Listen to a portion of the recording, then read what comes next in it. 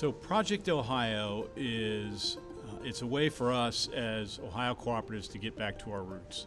It is what we were set up to do in the first place, which was to bring electricity to places where bigger businesses had left behind. When you think about roughly 1 in 7 people in the world still don't have electricity, you can't have running water without electricity.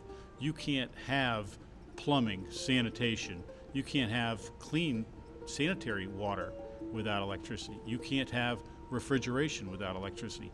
So a lot of things that we take for granted is just basic health things.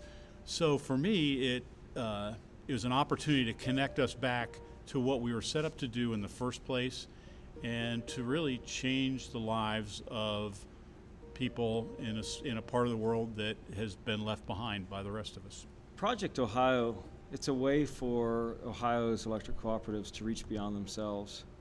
We're fulfilling part of our commitment as a cooperative with concern for community, but we're reaching beyond the traditional concern for community.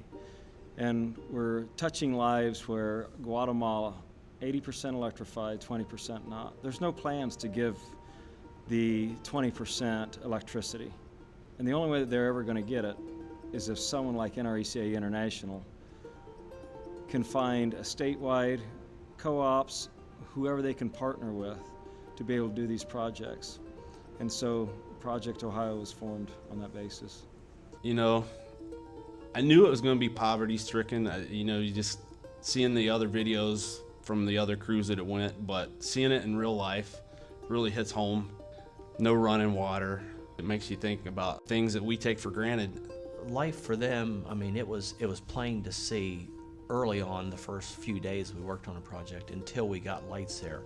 I mean, it was, when it got dark, it was dark, and you didn't see a whole lot of people outside doing very much. After we got electricity, the kids were outside under the lights playing soccer or football or whatever. It was,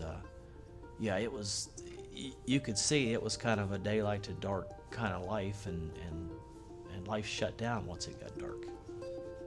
You could tell that the villagers were grateful, especially when on the day when we were going around and turning the lights on inside of their houses, because we'd go through and energize the transformer and go into the house and flip the breaker and teach them how to work the breaker and how to work the switches. And these women that were very standoffish and quiet before didn't think twice about giving you a hug.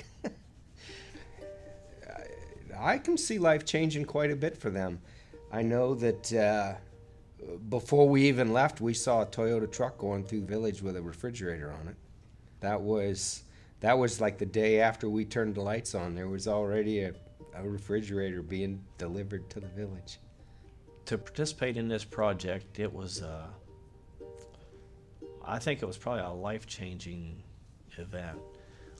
I feel like in the beginning, I thought what we were going to do would be a big part in it, but it was really just a small part because of what the NRECA did and what OREC did and what the villagers did. Our part was just very small, just to be there and to guide them and to give our expertise, to make it all come together and happen. All in all, if you got the chance, just do it. Just do it. It's you'll never have anything like it. At least I haven't. Never in my life. I'll go back in a second.